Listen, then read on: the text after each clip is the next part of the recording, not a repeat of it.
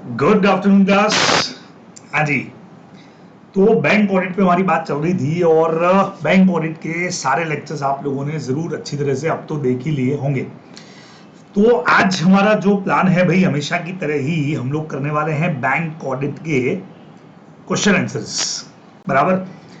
तो चलिए फटाफट से बैंक ऑडिट के क्वेश्चन आंसर्स के ऊपर बात हम लोग स्टार्ट कर देते हैं। पहला क्वेश्चन आपके क्वेश्चन बैंक से, the engagement team discussion ordinarily include a discussion of the matter such as। अब बड़ा ऑब्वियस है कि जो आप लोग पढ़ते भी हो नॉर्मल ऑडिट के अंदर भी, कि जब भी प्लानिंग करेंगे ऑडिट का और या जब ऑडिट कंटिन्यू होगी तो जो एंगेजमेंट टीम रहेगी वो आपस में कुछ चीजों के ऊपर डिस्कशन करेगी। तो यहां पे भी कुछ चीजों को लेकर के डिस्कशन होता है, जैसे errors that may be more likely to occur, कौन सी गलतियां ज्यादा होती है, एरर जो पिछले सालों से आइडेंटिफाई होकर के आए हैं, एंड मेथड जिससे फ्रॉड जो है वो हो सकता है, बैंक का जो बंदा है वो कोई फ्रॉड वगैरह करने में इन्वॉल्व हो सकता है, ठीक है, और other with in a particular account balances या फिर कोई डिस्क्लोजर वगैरह। तो इन सबसे रिलेटेड आपको पूछा है कि भाई डिस्कशन के एडवांटेज क्या रहते हैं, उस पर अपने को बात करनी है। तो 3 पॉइंट्स इन्होंने बोले हैं, तीनों पे बात हो सकती है। सबसे पहला पॉइंट समझिएगा, बहुत सिंपल है, स्पेसिफिक एम्फेसिस, मतलब दबाव डालना है ना, फोर्स करना। तो specific emphasis should be provided to the susceptibility of the. अब ये हो गया हमारा जिसको हम वो लोग बोलते हैं सेंसिटिविटी, है ना, of the bank financial statement to material misstatement due to fraud, that enables the engagement team to consider an appropriate response to fraud risk, including those related to engagement risk, pervasive risk and specific risk। अब हमने कहा sir ये इतनी सारी चीजें कहां से निकल करके आ गई, तो देखो बहुत सिंपल कंसेप्ट को समझो और इसको लिखने का तरीका भी सीख लीजिए कि आखिर अपने को लिखना कैसे है। डिस्कशन का पहला पॉइंट ये हो गया कि बट ऑब्वियस है, bank financial statements are always sensitive, है ना। हमेशा इसको आप इस तरह से भी लिख सकते हैं, ससेप्टेबल वर्ड का मतलब क्या हो गया कि जो भी बैंक के फाइनेंशियल स्टेटमेंट रहेंगे they are sensitive and there are chances for material misstatement due to fraud, रहेंगे। और इस वजह से जब एंगेजमेंट टीम आपस में डिस्कशंस लगाएगा तो जो भी फ्रॉड की रिस्क है या उसके अलावा उनको लग रहा है कि कोई एंगेजमेंट रिस्क रह गई, एंगेजमेंट रिस्क का मतलब क्या हो गया कि हमारा जो बंदा यहाँ पे है वो कहीं बैंक के किसी पर्सन के साथ में मिला हुआ तो नहीं है, मिला हुआ मतलब जान पहचान रिलेटिव ऐसा कुछ, या परवेसिव जो कोई वाइड रिस्क तो नहीं है या कोई स्पेसिफिक रिस्क तो नहीं है। इन सब के बारे में डिस्कशन से हमको पता लग जाएगा। Second number, it further enable the audit engagement partner, chartered accountant की बात हो रही है, टू डेलीगेट द वर्क। बढ़िया चीज, बहुत इजी पॉइंट हो गया ये तो, है ना। तो पहले वाले पॉइंट में 3 चीजें, 3 रिस्क आपको लिखना ही लिखना है, 4 रिस्क लिखना है। देखो पहला फ्रॉड रिस्क आपके आंसर में आना चाहिए, एंगेजमेंट रिस्क आपके आंसर में आना चाहिए, परवेसिव रिस्क आपके आंसर में आना चाहिए, और स्पेसिफिक रिस्क वाला जो पॉइंट है वो आपके आंसर के अंदर आना चाहिए। 4 तरह का रिस्क अपने को वहां पे लिखना ही लिखना है, ठीक है। डिस्कशन का एक बेनिफिट ये होगा कि जो भी एंगेजमेंट पार्टनर होगा वो बहुत इजीली डेलीगेट कर पाएगा कि यार टीम के अंदर से किसको काम अपने को ट्रांसफर करना है, किसको डेलीगेट करना है, ठीक है। और ये चीज करने में, और इस वजह से क्या होगा, procedure to be followed when fraud is identify, तो ये चीज इजी रहेगी। और फ्रॉड जब भी आइडेंटिफाई हो भी गया तो पता रहेगा क्या प्रोसीजर लगाना है, कैसे लगाना है। Further, engagement partner may review the need to involve specialists to address the issue related to fraud। अब फ्रॉड का अगर कोई मैटर निकल करके पकड़ में आ गया तो क्या कोई ऐसा फ्रॉड के चांसेस है क्या कि जिसके लिए अपने को कोई, जैसे मान लीजिए कोई साइबर फ्रॉड हो गया, अब सारे चार्टर्ड अकाउंटेंट साइबर को लेकर के एक्सपर्ट हो, जरूरी तो है नहीं। हाँ वैसे आप लोग, आपका सब्जेक्ट है ये ESSM वाला, लेकिन फिर भी फ्रॉड को पकड़ने के लिए क्या कोई स्पेशलिस्ट की जरूरत है क्या, वो चीजें भी ये डिस्कशन करने से पता लग जाएंगी। तो ये हमारा फर्स्ट पॉइंट हो गया कि यार एक बड़ा बेनिफिट हमको ये है डिस्कशन करने से, ये पॉइंट्स अपने को वहां आंसर में लिखने चाहिए। बराबर, ठीक है। तो फर्स्ट क्वेश्चन आराम से हो जाएगा, याद करना पड़ेगा, चीजों को समझ करके याद करिए, बढ़िया चीजें हैं। सेकेंड नंबर पॉइंट कहता है, इन carrying out an audit of interest expenses the auditor is primarily concern with the assessing the overall reasonableness of the amount of interest expense, ठीक है। सेम लाइन आपको स्टडी गाइड में as it is they रखी है। तो इन्होंने बोला analyse करो और एक्सप्लेन करो study the audit approach and procedure, क्या होगा उसका। तो ऑडिट अप्रोच क्या है, मतलब जो, हाँ इसमें ऑडिट का अप्रोच क्या होना चाहिए, ये इन्होंने बोला है। तो शुरुआत की हमेशा की तरह से बच्चों, यहां तक की जो लाइन हमारी है वो तो एज इट इज क्वेश्चन से निकाल करके आपको लिख देनी चाहिए कि इन carrying out audit of interest expenses, ये वाली जो लाइन है हमारी सारी, ये तो एज इट इज क्वेश्चन से उठा करके हमको लिख देना चाहिए, ठीक है। अब इन्होंने क्या किया है कि यहाँ पे इतना जो मैटर है वो बहुत दे रखा है, तो प्रैक्टिकली अगर आप इंटरेस्ट को समझाना चाह रहे हैं प्रॉपर तरीके से तो समझाइए, अदरवाइज हमारा जो मेन मैटर है वो इन पॉइंट्स के अंदर जाएगा। भाई ऑडिटर जब हम करेंगे इंटरेस्ट का, तो आपने पढ़ा भी होगा, लेक्चर के अंदर भी हमने कवर किया है, तो क्या क्या चीजें आपने को देखना पड़ेगा। तो ऑडिटर जो है वो वेरीफाई करेगा, सबसे पहला point, interest has been provided on all deposit up to the date of balance sheet, कि जो भी डिपॉजिट है उस पर इंटरेस्ट हमने चुका दिया है। इंटरेस्ट का जो रेट है वो बैंक के इंटरनल रेगुलेशंस के हिसाब से है, आरबीआई की जो डायरेक्शन है उसके हिसाब से है। बहुत इजी पॉइंट है। सेविंग अकाउंट का जो इंटरेस्ट रहेगा वो भी रूल्स के हिसाब से है जो आरबीआई फ्रेम करता है ना, भी अलग अलग चीजें रहती है ना हमारी। तो इंटरेस्ट ऑन सेविंग बैंक जो है वो भी आरबीआई के जो रूल्स हमारे हैं, हमारे खुद के जो इंटरनल रूल्स है उसके हिसाब से हमने दिया है।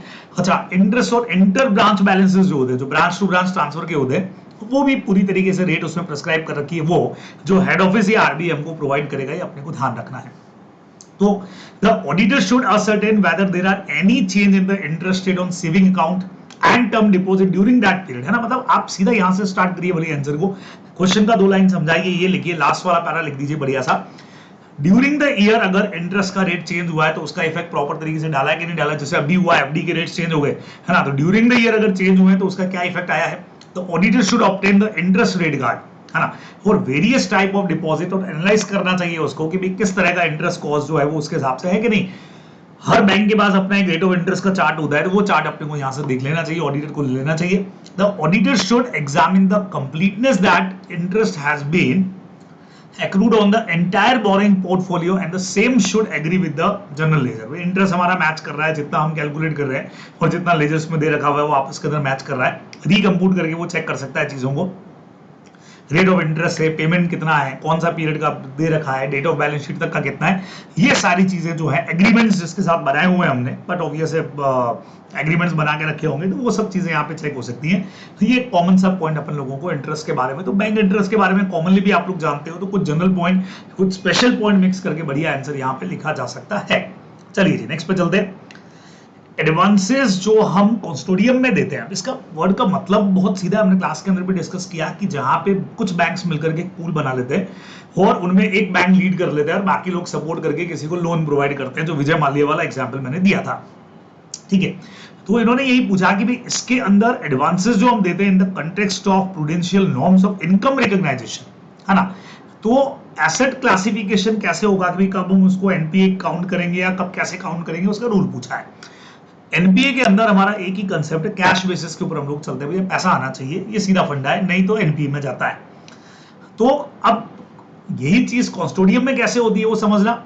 कस्टोडियम advances should be based on the record of recovery of the respective individual member bank and other aspect having bearing on the recoverability of the advances. जैसे मैंने आपको कहा कि इसमें एक पूल बनता है, मान लीजिए उस बैंक में 5 बैंक मिलकर के आ रही है और एक बैंक यहाँ पे लीड कर रही है, तो रिकवरी कब मानी जाएगी कि जो भी इस पूल की मेंबर बैंक है उसने कुछ पैसा रिसीव किया है। Where the remittance by the borrower, borrower हमारा कौन हो गया, जिसने हमसे उधार लिया, विजय माल्या, उससे हमको मान लो कुछ पैसा आ गया under consortium. Lending arrangement are pool with one bank, है ना। अब कॉन्ट्रैक्ट ये था कि भी किसी एक बैंक के पास पैसा आएगा और फिर वो आगे सबको सर्कुलेट करेगा, तो उस बैंक के पास आ गया। और where the bank receiving remittance is not parting with the share of other member bank, जो मैंने आपको कहा उस एक बैंक के पास जो पैसा आया हिसाब से तो उसको बाकी के साथ डिस्ट्रीब्यूट करना चाहिए, लेकिन उसने नहीं किया, तो the account should be treated as non service in the books of other member bank and therefore NPA। तो हम तो यही मान के चलेंगे भी हमारा पैसा नहीं आया, आपने उस एक बैंक को दे दिया, उसने हमको नहीं दिया, वो हमारे हिसाब से तो जब तक कैश नहीं आएगा हमारे लिए कुछ नहीं होना है और हम उसको NPA काउंट कर लेंगे, ये अपने को ध्यान में रखना है। फिर क्या बोला, The bank participating in the custodian therefore, इसलिए उनको करना क्या चाहिए, need to arrange to get their share of recovery transfer from the lead bank। बहुत सीधा है, आपको इस चीज का अरेंजमेंट करना पड़ेगा कि लीड बैंक के पास जो पैसा आ रहा है वो कम से कम हमारे साथ में शेयर हो जाए, और to get an express consent from the lead bank, और आप बकायदा कंसेंट ले लो। लीड जैसे 5 बैंक है उसमें से एक ने लीड किया, तो आप उससे कंसेंट ले लो कि भैया आप हमको पैसा दोगे for transfer of share of recovery to ensure, ताकि हम अपनी बुक्स के अंदर प्रॉपर एसेट का क्लासिफिकेशन कर पाए, क्योंकि पैसा नहीं आएगा तब तक तो भले, अब हम कह रहे हैं कि भाई आपकी लीड बैंक के पास तो आ गया ना, आपके पास भले नहीं आया ना भाई, हमारे पास जब तक नहीं आएगा तब तक हम उसको पैसा रिसीव में काउंट नहीं कर सकते, एनपीए के अंदर जाना पड़ेगा, ये आप लोग को ध्यान में रखना चाहिए, ठीक है। तो बढ़िया सा क्वेश्चन है, बहुत आराम से हो जाएगा। नेक्स्ट पे चलते हैं। डायरेक्ट क्वेश्चन, प्यारा क्वेश्चन, जुलाई 21 में एग्जाम में आ चुका है। N limited has been sanction a cash credit facility by XYZ bank limited for INR 1 crore and drawing power as per the stock statement furnish for the last quarter in INR 80 lakh. ठीक है भाई, cash credit facility इनको 1 करोड़ का है और drawing power जो दे रखा है वो 80 लाख का। चलिए लास्ट क्वार्टर के हिसाब से स्टॉक स्टेटमेंट के बेस पे बनाते हैं हम हमेशा। Outstanding balance in the current account जो है वो पड़ा हुआ है 75 लाख का और इंटरेस्ट जो हो रहा है वो 3.5 लाख का चार्ज हो रहा है, जबकि क्रेडिट जो आया है वो 2.5 लाख ही आया है। अब एज एन ऑडिटर आप इसको कैसे ट्रीट करोगे अकाउंट को, तो समझिएगा ये सारी इंफॉर्मेशन के लिए हमको चलना पड़ेगा एक अकाउंट की तरफ, एक रूल की तरफ, आउट ऑफ ऑर्डर। किसी भी अकाउंट को अगर आपने टॉपिक पढ़ा है बहुत आराम से समझ में आ जाएगा कि किसी भी अकाउंट को हम आउट ऑफ ऑर्डर कब मानते हैं, जहां पे जो आउटस्टैंडिंग बैलेंस होता है remains continuously in excess of the sanction limit या ड्रॉइंग पावर। ठीक है, तो यहां पे ऐसा लग रहा है कि भाई ड्रॉइंग पावर से ज्यादा अमाउंट तो इनका नहीं है ना। आउटस्टैंडिंग बैलेंस जो होता है वो सैंक्शन लिमिट से ज्यादा है, तो सैंक्शन लिमिट तो हमारी 1 करोड़ की दे रखी है। ठीक है, तो उससे ज्यादा तो नहीं दिख रहा है। फिर उसके बाद में in cases where the outstanding balance in the principal operating account is less than the sanction limit, ठीक है, but there are no credit continuously for 90 days as on the date of balance sheet. किसी तरह का कोई credit जो है वो अब तक आया नहीं है, इस बारे में कोई इन्फॉर्मेशन है नहीं। हालांकि हमको बोला हुआ आउटस्टैंडिंग बैलेंस 75 लाख का यहाँ पे अपने पास के अंदर अभी है उनका। ठीक है, तीसरा नंबर जो इन्फॉर्मेशन है, credit are there but are not enough to cover the interest. मतलब पैसा क्रेडिट तो हुआ लेकिन जितना इंटरेस्ट बन रहा है उसके लिए ही वो पूरा नहीं पड़ रहा है। तो ये बात तो समझ में आती है कि इंटरेस्ट तो 3.5 लाख का बन रहा है, लेकिन उन्होंने जो अमाउंट क्रेडिट कराया वो सिर्फ 2.5 लाख का क्रेडिट कराया। इसका मतलब पंगा है भाई यहाँ पे। इट मीन्स ये अकाउंट जो है तीनों में से कोई भी एक कंडीशन, क्योंकि और लगा हुआ है सब में, तो आउट ऑफ ऑर्डर में जाएगा। अब आप देखें यहाँ पे ड्रॉइंग पावर इनका हो गया 80 लाख का। ड्रॉइंग पावर जो हो गया अपने को दे रखा था 80 लाख का है, आउटस्टैंडिंग बैलेंस 75 लाख का ही है। ठीक है, यानी कि लिमिट के अंदर ही है। आउटस्टैंडिंग अमाउंट जो है 80 लाख, 1 करोड़ तो हमारा कैश क्रेडिट था। हाँ, ड्रॉइंग पावर हमारा जो है वो 80 लाख का आया स्टेटमेंट के हिसाब से, जो हर बार अलग कैलकुलेट होता है, और बैलेंस अभी 75 लाख का है, तो इसका तो अंदर ही है। ठीक है, लेकिन इंटरेस्ट का जो अमाउंट है, अच्छा, but there are no credit continuously for 90 days. पहली चीज तो ये हो गया कि 90 डेज तक कंटिन्यूअसली कोई क्रेडिट का तो अपने को बोला ही नहीं है, इन्होंने कुछ इस बारे में कुछ बोला ही नहीं है, मतलब क्रेडिट हुआ ही नहीं। और अगली जो चीज हमारे मेन काम की है वो ये हो गई इन अ बैंक। देखिएगा, ठीक है, but still the account would be reported as, देखो यहां इन्होंने एक चीज बोला, applying the about drawing power 80 lakh का, आउटस्टैंडिंग बैलेंस 75 लाख का ही है, लेकिन still the account would be reported out of order because credit in the account are not sufficient to cover the interest debited during the same period। 90 days वाली तो information question में आपने को कुछ बोली नहीं है, ना बोला है कोई अमाउंट क्रेडिट हुआ यहाँ पे। तो बढ़िया चीज आप देखिए कि इंटरेस्ट का पॉइंट हमारा यहाँ पे मैच नहीं कर रहा है, जहां पे 3.5 लाख रुपए का इंटरेस्ट बन रहा है, लेकिन क्रेडिट आपने 2.5 लाख करवाया जो सफिशिएंट नहीं है। तो यहाँ पे इस अकाउंट को ड्रॉइंग पावर और सैंक्शन लिमिट के अंदर ही है, अंदर ही होना चाहिए। Accounts which exceed the sanction limit or drawing power should be brought to the notice of management regularly। तो यहाँ पे ये इस कैटेगरी के अंदर आ जाएगा, ये अपने को ध्यान में रखना चाहिए। तो सीधा सीधा आंसर हम लोग दे सकते हैं। ठीक है, नेक्स्ट क्वेश्चन ड्राइंग पावर से रिलेटेड ही है, दिसंबर 21 का क्वेश्चन है। Analyse the following points to be considered in the computation of drawing power in case of bank audit. और ड्राइंग पावर के जो पॉइंट्स आप पढ़ते हैं उनमें चारों पॉइंट आपको दे रखे हैं, उसकी थ्योरी पूछी है। सबसे पहला आया bank duties. Bank should ensure that drawings in the working capital account are covered by the adequately of the current asset। बहुत सीधा सा है, बैंक का ड्यूटी यही बनता है कि जो भी ड्राइंग से वर्किंग कैपिटल अकाउंट में वो करंट एसेट के से ज्यादा नहीं जाना चाहिए, करंट एसेट से बराबर रिकवरी हो रही है। ठीक है, करंट एसेट्स की वैल्यू के बराबर जा रहा है। Drawing power is required to be arrive at the base of current stock statement. ऊपर भी अपन ने जो क्वेश्चन किया उसमें भी था स्टॉक स्टेटमेंट के बेस पे अपना ड्राइंग पावर कैलकुलेट होता है। However, considering the difficulties of large borrower, stock statement rely upon by the banks for determining drawing power should not be older than 3 months। बढ़िया, 3 महीने से ज्यादा पुराना हम कंसीडर इसके अंदर नहीं करते हैं। ये अपने को अपन कहीं पर भी स्टेटमेंट भी मांगते हैं ना, तो वो बैंक वाले भी कहते हैं लोन के लिए कि आपका लेटेस्ट स्टेटमेंट 2-3 महीने से पुराना नहीं होना चाहिए, या 6 महीने से ज्यादा, 1 महीने से ज्यादा। तो यहाँ पे 3 महीने से ज्यादा पुराने पे हम भरोसा नहीं करेंगे, उसको हम इग्नोर कर देंगे। बराबर, The outstanding in account based on drawing power calculated from stock statement older than 3 months deemed as irregular, उसको अपने को irregular ही काउंट करके चलना पड़ेगा, सीधी सी बात है। तो आउटस्टैंडिंग जो है account based on drawing power, जो आपने स्टॉक स्टेटमेंट अगर 3 महीने से पुराने वाला स्टॉक स्टेटमेंट के बेस पे डीपी कैलकुलेट किया है तो उसको इररेगुलर माना जाएगा, ये अपने को ध्यान में रखना है। तो ये 3 महीने वाला जो पॉइंट है वो हमारा बढ़िया पॉइंट में हो सकता है, ध्यान में रखेंगे। नेक्स्ट पॉइंट आता है हमारे पास auditor concern. The stock statement, quarterly returns and other statements submitted by the borrower to the bank should be scrutinized in detail. समझिएगा, स्टॉक स्टेटमेंट ऑडिटर का कंसर्न क्या पूछा है, क्वार्टरली रिटर्न्स, ठीक है, and other statement submitted by the borrower, उनको properly तरीके से स्क्रूटनाइज करना चाहिए। बट ऑब्वियस यार लोन दे रहे हो तुम, लोन दे रहे हो तो उनका स्टॉक स्टेटमेंट है, क्वार्टरली रिटर्न है, दूसरे रिक्वायरमेंट चीजों को आप स्क्रूटनी करोगे। The audited annual returns submitted by the borrower should be scrutinized properly. Audit report, annual report भी चेक करेंगे।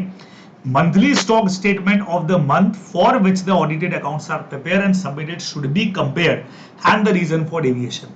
बट ऑब्वियसली जो मंथली रिपोर्ट आ रही है और जो हमारी एनुअल रिपोर्ट आई उसको आपस में कंपेयर करके देख लेंगे, और जरूरत पड़ा तो जो पूछना है वो हम पूछ भी सकते हैं, उनसे ध्यान में रखना है।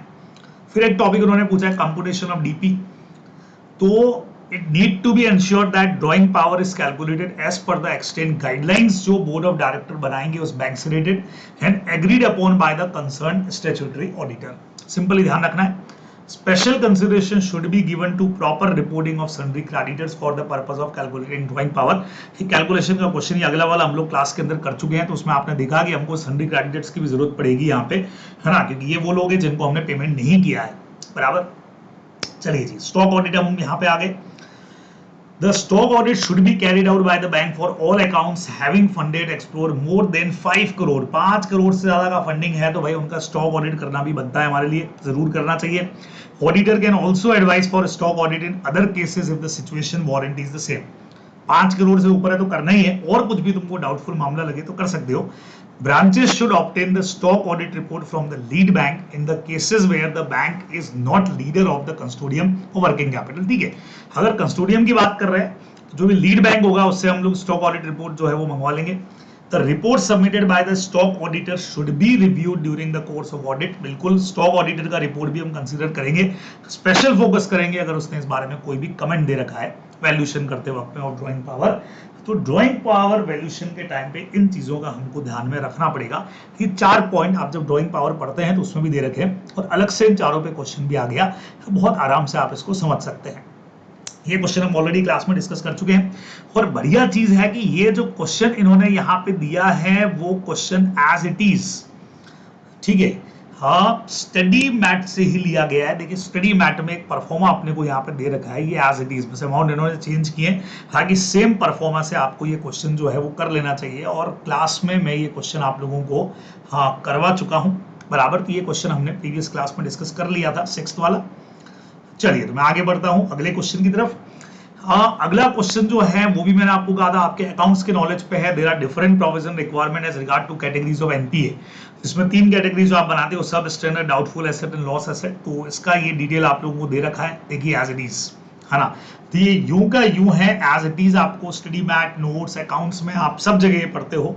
ये 1 साल तक का डाउटफुल है तो क्या करना है, 1 to 3 ईयर है तो D2 में जाएगा, और उसके अलावा 3 साल से ज्यादा है तो क्या करना है, कितना रिजर्व बनाना पड़ेगा, आप डाउटफुल एसेट्स के लिए क्या करना पड़ेगा, वो आप सब जानते हैं अच्छी तरह से। तो एनपीए वाला जो पोर्शन है वो पूरा अकाउंट्स में से आप बढ़िया पढ़ लेते हैं, तो वहां से अपनी टेंशन जो है बहुत कम हो जाती है भाई, बहुत इजीली आप कर सकते हैं। चलिए जी नेक्स्ट पे बढ़ते हैं। Explain the following in the context of bank audit. सबसे पहला इन्होंने बोला ऑपरेटिंग एक्सपेंसेस का ऑडिट कैसे करना है भाई, ये बताना है को बोला है, इवैल्यूएट करना है सिस्टम ऑफ इंटरनल कंट्रोल, और सेकंड बोला है प्रोविजंस एंड कंटीजेंसीज का ऑडिट किस तरीके से करेंगे, क्या होगा। तो 2 कंसेप्ट नोट्स में आपको दे रखे हैं, यहां से भी मैं आपको करवा रहा हूं, देखिएगा यहां से भी हम लोग इसको पूरा समझ रहे हैं।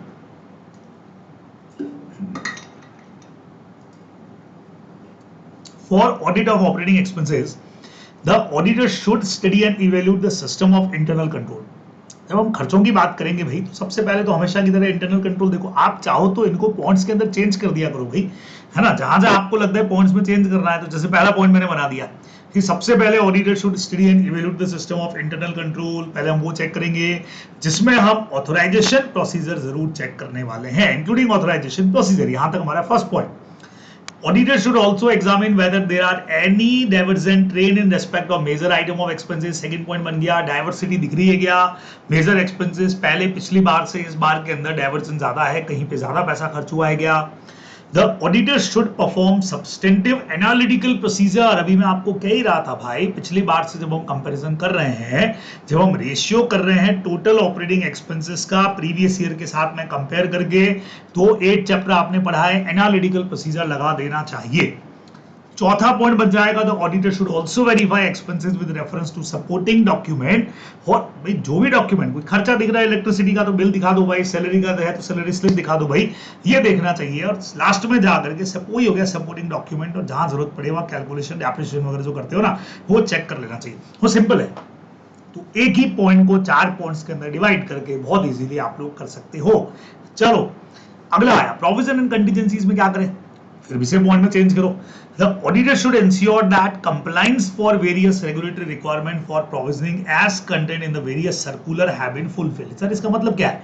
सिंपल सा ऑडिटर को क्या चेक करना है, compliance related with the provision and contingencies have been followed. जो कंप्लाइंस है, कंप्लाइंस कहां से आई होंगी, रेगुलेटरी आरबीआई ने बोला होगा भाई, टाइम टू टाइम पे आरबीआई ने सर्कुलर निकाला होगा, उधर से चेक कर लिया रहेगा. Auditor should obtain an understanding as how the bank compute provision on standard asset. वही अपना हो गया भाई. सेकंड नंबर ये चेक करो कि जो प्रोविजन बनाया स्टैंडर्ड का, एनपीएस का, वो प्रॉपर है कि नहीं है. सेकंड पॉइंट ये चेक कर लो, ये आपका सेकंड पॉइंट बन जाएगा. It will primarily include checking the basis of classification of loan and receivables, standard, सब स्टैंडर्ड, डाउटफुल, अभी अभी अपने पढ़ा एनपीए वगैरह. ये तुम्हारा तीसरा पॉइंट बन जाएगा कि भाई किस तरीके से कैश बेसिस पे लिया है कि नहीं लिया है. और ऑडिटर यहाँ पे क्या कर सकते हैं, सैंपलिंग बेसिस के ऊपर लोन क्लासिफिकेशन को भी चेक कर सकता है. ये अपने को ध्यान में रखना है, ठीक है. The auditor should obtain the detailed break of standard loan, NPAs, agree the outstanding balance with the general ledger. ये भी लिखना चाहे तो आप लिखें. Auditor should obtain tax provision of computation of bank management. Verify कर ले कि टैक्स के प्रोविजंस प्रॉपर फॉलो है कि नहीं. मेरे हिसाब से हाँ, पांचवा पॉइंट अपने को टैक्स वाला जो है कि टैक्स प्रोविजन उसके ऊपर प्रॉपर कैलकुलेट है कि नहीं, ये अपने को ले लेना चाहिए. तो ये the other provision for express should be examine. दूसरे कोई प्रोविजन और आपको एडिक्वेसी वगैरह के देखने डिस्कस करना है तो आप कर सकते हैं, छठा पॉइंट लेना हो तो. अदरवाइज अपने लिए 4-5 पॉइंट यहाँ पे बहुत मोर देन सफिशिएंट हो जाएंगे. तो ये आप लोग ध्यान रखेंगे तो बहुत आराम से पॉइंट्स में चेंज करिए उसको, बहुत इजीली हो जाएगा. अगले क्वेश्चन पे बढ़ते हैं. CA Uranjay is appointed as branch auditor of 2 branches of a nationalized bank for the year 21-22. During the course of audit कुछ चीजें आई है, आरटीपी नवंबर 22, बहुत लेटेस्ट टाइप का क्वेश्चन ही है ये. He came across the following. नया कंसेप्ट इसमें स्पेशल मेंशन अकाउंट. देखना समझा रहा हूं मैं आपको कि ये क्या चीज हो गई हमारी, सिंपल है. तो पहला है while verifying advances of one semi urban branch, he noticed substantial number of accounts categories as special mention account किए हुए वहां पे. In this context explain the nature and significance. ये ऐसे में होते क्या है, ये पूछ लिया इन्होंने. आओ पहला पॉइंट यहीं से शुरू करते हैं. Special mention account are those account which are resulting signs of, कहीं पे लग रहा है incipient stress leading to the possibility that borrower may default on debt obligation. जहाँ हमको एक वो स्ट्रेस चेक करते थे ना, उसमें हमको पॉसिबिलिटी लग रही है कि यार ये जो बोरोवर है वो किधर ना किधर पंगा कर देगा, पैसा इसका आना को डिफॉल्ट ही लग रहा है. These are in the nature of warning system to alert. अपन ने स्ट्रेस सिस्टम पढ़ा था ना, ये वार्निंग सिस्टम हो गया भाई, तुम्हारे लिए चेतावनी है बैंक के लिए. अबाउट प्रोबेबल एनपीए की, ये पैसा एनपीए में जा सकता है, सो दैट रेमेडियल एक्शन हम जितना जल्दी चालू कर सकें वो हम कर पाए, can be taken before accounts actually turn into NPA. ये एक अलार्म हो गया हमारे लिए कि भाई स्पेशल मेंशन अकाउंट है, कभी भी डूब सकता है, तो डूबे उसके बाद चालू करो, एनपीए में जाए उससे पहले अपना जो भी रेमेडियल एक्शन चालू करना है वो कर दो. Therefore, their significance lies on the fact that properly और टाइमली इनका आइडेंटिफिकेशन होना चाहिए. अगर आपने एसएमए का आइडेंटिफिकेशन प्रॉपरली कर लिया तो एनपीए में जाने से हम उसको बचा सकते हैं. Preventing turning potential NPA into actual NPA. अभी तक तो सिर्फ अनुमान लग रहा है कि यार ये एनपीए में जा सकता है, पहले रेमेडियल एक्शन ले लेंगे अपन तो एनपीए में जाने से बच जाएगा. ये होते हैं स्पेशल मेंशन अकाउंट. ठीक है, क्लियर, बराबर. नहीं भी पढ़ाओ पहले तो इधर सुन लेना अच्छी तरह से कि क्या होता है. Second number, while verifying interest income of a mine corporate branch of an urban center having advances consisting of only cash credit for large borrowers. ठीक है भाई, एक और ब्रांच का जब हम देख रहे तो पता लग रहा है कैश क्रेडिट लिमिट है लार्ज बोरोवर के लिए. It was noticed that advance of rupees 300 crore were outstanding as on the balance sheet date, जिस पर एवरेज रेट ऑफ इंटरेस्ट है वो करीब 8% के आसपास का है.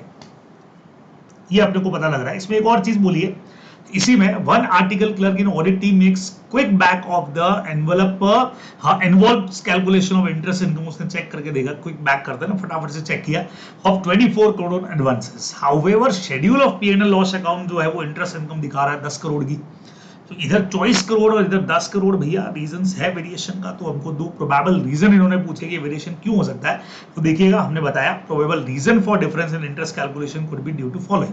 ठीक है, ये कनेक्टेड चीज हो गई हमारी पूरी की पूरी, तो समझिएगा इसको। सबसे पहला cash credit account. Cash credit account by their very nature change होते रहते हैं बार बार, हर running accounts and their utilization depend upon the needs of business, में जितना नीड होगा उसे आपसे बंदा यूज करेगा। Further interest on cash credit account is charge on the extent of funds utilized by the borrower, वो कितना यूज कर रहा है, न कि कैश क्रेडिट पे। It could be possible that all cash credit limit were not fully utilised during the year by which lower interest income होगी। समझे आप भाई, जो क्लर्क है उसने तो क्या किया है कि जितना कैश क्रेडिट लिमिट उनका था, जैसे मान लो 300 करोड़ का पड़ा हुआ है, तो उसके ऊपर आपने इंटरेस्ट कैलकुलेट कर लिया सीधा सीधा, है ना। ये आपने तो 300 करोड़ पे 8% निकाल के बोल दिया 24 करोड़ का हो रहा है, जबकि एक्चुअली में 10 करोड़ का ही हो रहा है। तो हमने कहा कि भाई ये जो है ये तो कैश क्रेडिट का लिमिट है, मैक्स लिमिट है, लेकिन मैक्स लिमिट के अंदर भी जितना उनका डीपी होगा, ड्रॉइंग पावर जो स्टॉक स्टेटमेंट के हिसाब से कैलकुलेट होता है, एक तो उतना ही निकालते हैं। सेकंड नंबर, जितनी जरूरत होगी, ये तो सैंक्शन लिमिट है, उसमें से उनको जरूरत पड़ी, मान लो आज 300 करोड़ का सैंक्शन और जरूरत अभी 50 करोड़ की है, तो वो उतने लेके जाएंगे। तो बट ऑब्वियस है लोअर इंटरेस्ट इनकम होगा, तो हम तो पीएनएल में तो वही लिखेंगे जो एक्चुअल है। ये डिफरेंस का एक रीजन हो सकता है। Some large account may have been sanctioned during the later part of year resulting in lower interest income, है ना। कुछ लार्ज अकाउंट ऐसे हो सकते हैं जो हमने सैंक्शन किए during the latter part of the year. हाँ, पिछले मतलब जैसे 1 साल का लोन है, अब आपने मान लीजिए पिछले जो 6 महीने फाइनेंशियल ईयर के 3 महीने 2 महीने में आपने सैंक्शन किया है, तो इस साल तो उसका इनकम कम ही आएगा ना, सैंक्शन तो इस बार पूरा कर दिया, लेकिन अभी मान लीजिए 2 या 3 महीने का इंटरेस्ट हमारे यहाँ पे क्रेडिट होगा, बाकी का तो अगले साल में चला जाएगा। तो ये भी एक रीजन बड़ा हो सकता है कि इस बार इंटरेस्ट का इनकम जो है वो कम दिख रहा है, ये अपने को ध्यान में रखना चाहिए। तो बहुत बढ़िया पार्ट दे रखा है आपको, अच्छे से आप समझ भी गए होंगे। चलिए जी, यहां से हमारे पास एक आखिरी क्वेश्चन बचता है, सीधा सीधा सा। In carrying out audit of advances the auditor is primarily concern with obtaining evidence about amount included in the balance sheet in respect of advances which are outstanding. ठीक है भाई, explain stating clearly the consideration in this context. जो advances है उनसे related आपको पूछा है audit कैसे करोगे, क्या करोगे, तो ये तो थ्योरी अपने समझा दिया। ये एडवांसेस जो है वो हमारे मेजर पार्ट होते हैं एसेट्स के of the bank. There are large number of borrower, जहां पे अलग अलग home variety of advances are granted, और उससे रिलेटेड क्या क्या चीजें ध्यान में रखनी, कुछ पॉइंट्स आपको देके रखे हुए हैं। पहला पॉइंट है amount included in the balance sheet in respect of advances which are outstanding at the date of balance sheet. ये हमको चेक करना चाहिए सबसे पहले, इनसे रिलेटेड एविडेंसेस लेने चाहिए बैलेंस शीट पे जो पड़े हुए हैं। Second number, advance represent amount due to the bank, कितना बैंक से ड्यू पड़ा है। Amount due to the bank are appropriately supported by the loan document, proper है कि नहीं बच्चों, लोन डॉक्यूमेंट चेक करना चाहिए। नेक्स्ट नंबर के ऊपर कोई अनरिकॉर्डेड एडवांसेस तो नहीं है। The stated basis of valuation of advances जो है वो आपका प्रॉपर है कि नहीं है, प्रॉपर वैल्यूएशन, सिक्योरिटी कितनी रखी उसके हिसाब से वैल्यूएशन करेंगे ना, वो प्रॉपर है कि नहीं है। नाउ उसके बाद में पूरी तरह से एडवांसेस को डिस्क्लोज, क्लासिफाई और डिस्क्राइब जो आपने किया वो रेगुलेटरी रिक्वायरमेंट के हिसाब से किया कि नहीं किया। डिस्क्लोजर जो अपन बैलेंस शीट में करते हैं वो प्रॉपर तरीके से, शॉर्ट टर्म वाला, लॉन्ग टर्म वाला, एडवांसेस वाला प्रॉपर तरीके से है कि नहीं है। ठीक है, appropriate provision toward advances has been made by RBI norms के हिसाब से, अकाउंटिंग स्टैंडर्ड के हिसाब से आपने किया कि नहीं किया, वो अपने को देख लेना चाहिए। Generally accepted accounting practices, gap जिसको अपन बोलते हैं ना, तो उसके हिसाब से पूरी अकाउंटिंग है कि नहीं है। ये तो डायरेक्ट क्वेश्चन आपको दे के रखा हुआ है कि एडवांसेस का ऑडिट कैसे करते हैं, उसके अंदर ये अपने को ध्यान में रखना चाहिए। इन चीजों को कंसर्न करेगा वो, ध्यान में रखेंगे। यहाँ आकर के ये हमारे सारे के सारे क्वेश्चन जो हैं वो हो जाएंगे यहाँ से कंप्लीट। चलिए जी, तो आपको मैं बहुत फटाफट से हमेशा की तरह जैसा अपन करते आए हैं अब तक स्टडी मैट पे लेकर के चलता हूं, और स्टडी मैट में मैं सीधा आपको लेकर के चल रहा हूं क्वेश्चन आंसर्स, करेक्ट इनकरेक्ट वाले क्वेश्चन आंसर्स एक बार फटाफट से अपन देख लेते हैं। ठीक है, ये देखिए इंटरेस्ट का और सबका आपको दे रखा था यहाँ पे, है ना, काफी सारे पॉइंट आपको दे रखे हैं। ये तो चलो समरी आ गई वापस अब इनकी, ये देखिए correct incorrect. RBI has entrusted with the responsibility of regularly activities of commercial bank only। जी नहीं, खाली कमर्शियल बैंक ही नहीं, दूसरे बैंक्स, कोऑपरेटिव वगैरह उन सबको भी देखती है बराबर। क्या कहते हो भाई, सीधा सीधा सा आंसर है। ये देखिए खाली कमर्शियल बैंक नहीं, अच्छा लिखने का तरीका देखो, सिर्फ कमर्शियल और अदर बैंक वहां पे लिखना है अपने को, आंसर देखना, बढ़िया चीज है यहाँ पे। हम पूरा लंबा चौड़ा लिख देते, इन्होंने बोला ना कमर्शियल के आगे एक अदर बैंक वर्ड इन्होंने और ऐड कर दिया, बाकी सेम टू सेम है। In computerized environment, the auditor need not familiar with the latest applicable RBI guideline that are bearing the classifier। क्या बात कर रहे हो भाई, कंप्यूटराइज एनवायरमेंट में नीड नॉट बी फैमिलियर, अरे मस्ट बी फैमिलियर होना ही पड़ेगा ना उसको, फैमिलियर, तभी नहीं तो चेक कैसे करेगा, इनकरेक्ट है। The auditor can assume that the system generated information is correct and rely upon without evidence। so भाई साहब कैसे, that the system driven information is based on validation of the required parameters, बिल्कुल भी नहीं, incorrect. Collateral security referred to the security offered by the borrower for bank finance or one against which credit has been extended by the bank। जी नहीं, collateral security का point आप लोग जानते हैं। देखिए यहां से अगर सेकंड का आंसर आपको बताऊं तो सेकंड का आंसर हमारा बहुत क्लियर था कि कंप्यूटराइज एनवायरनमेंट के अंदर भी ऑडिटर को नॉलेज रखना पड़ेगा, ऑडिटर इज फैमिलियर विद, वहां था नॉट फैमिलियर, इधर फैमिलियर विद रखना पड़ेगा, ठीक है। अगला क्वेश्चन जो है, the auditor should not go to assumption that system generated information जो होगी वो करेक्ट ही होगी, है ना, ये हम एजम्पशन लेकर के नहीं चल सकते विदाउट एविडेंस, इसके हमको एविडेंस तो लेने ही पड़ेंगे, इसलिए मैंने कहा था वो भी इनकरेक्ट है। अभी जो क्वेश्चन अपन ने देखा वो भी इनकरेक्ट क्यों था, primary security refer to the security, समझिएगा अब कितना बढ़िया चेंज किया इन्होंने, कोलेटरल सिक्योरिटी हमेशा सपोर्टिव सिक्योरिटी होती है और यहां इन्होंने लिख दिया collateral security refer to the security offered by the borrower, जबकि ये जो डेफिनेशन है वो प्राइमरी सिक्योरिटी का होगा। दो तरह की सिक्योरिटीज आप लोग अकाउंट्स के अंदर भी पढ़ते हो, ये अपने को ध्यान में रखना था। फिर आया registered mortgage is affected by a mere delivery of title deed, कैसे हो सकता है, रजिस्टर्ड मॉर्गेज कैसे हो, बियरर मॉर्गेज होता तो आप टाइटल ट्रांसफर सीधे ही डिलीवरी से कर सकते हो, लेकिन रजिस्टर्ड वाला तो जब तक एंडोर्समेंट नहीं करोगे तब तक उसका ट्रांसफर कैसे करोगे भाई, इनकरेक्ट है, आंसर देखेंगे। Any amount due to the bank under credit facilities overdue if it is not paid within 90 days on becoming due। क्या बोलते हैं बच्चों, ओवरड्यू के लिए 90 डेज का ही टाइमिंग है क्या, इनकरेक्ट है ये भी।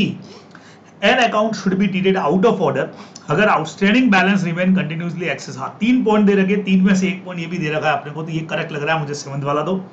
Bank recognise income on non performing asset, accrual basis पे नहीं करते यार, एनपीए तो कैश बेसिस पे करते हैं, तुम सबको पता है, इनकरेक्ट है। Auditor of a nationalised bank is to be appointed by the AGM, ना भैया ना, नेशनलाइज्ड बैंक का ये थोड़ी करते हैं। आइए देखिए आंसर, प्राइमरी सिक्योरिटी वाला तो कर दिया था अपन ने। Equitable mortgage on the other hand effected by a mere delivery, वो इक्विटेबल अपना हो गया कौन सा, बियरर टाइप का। रजिस्टर्ड वाला होगा तो जैसा मैंने कहा था बकायदा डॉक्यूमेंट्स ट्रांसफर होंगे, ये अपने को ध्यान में रखना है। नेक्स्ट पॉइंट आपको मैंने कहा, any amount due to the bank under the credit facilities overdue if it is not paid due date fixed by the bank, ठीक है ना, तो 90 डेज वाला कंसेप्ट इसके लिए नहीं था, बराबर सीधा सीधा सा है कि जब डेट फिक्स पे पेमेंट नहीं हुआ तो हम उसको ओवरड्यू बोलेंगे। 7 मैंने आपको कहा था करेक्ट है, बिकॉज की an account should be treated out of order अगर आउटस्टैंडिंग बैलेंस जो है वो कंटिन्यूसली जो है एक्सेस जा रहा है सैंक्शन लिमिट से, 3 में से 1 लिमिट ये भी थी। अगला वाला एनपीए जो है वो एक्रूअल बेसिस पे नहीं होता है भाई, ये तभी होता है जब एक्चुअली रिसीव हो। और लास्ट वाला पॉइंट अपना, हमेशा जब नेशनलाइज्ड बैंक के अंदर ऑडिटर अपॉइंट होगा तो through it's board of director से होगा और आरबीआई का अप्रूवल होगा, एजीएम के अंदर नहीं होता है ना, ये अपने को ध्यान में रखना चाहिए था। तो ये सारे के सारे हमारे कुछ क्वेश्चंस हम लोगों ने यहाँ से कर लिए, जो हमेशा हम करेक्ट इनकरेक्ट के करते ही हैं। तो यहाँ आकर के हमारा बैंक ऑडिट से रिलेटेड सारा पार्ट जो है वो खत्म हो जाएगा, तो क्वेश्चन आंसर एकदम बढ़िया से कर लीजिएगा, क्योंकि नेक्स्ट में हम लोग स्टार्ट कर देंगे हमारा नया chapter number 9th, audit of items of financial statement. कितना आज के लिए करो।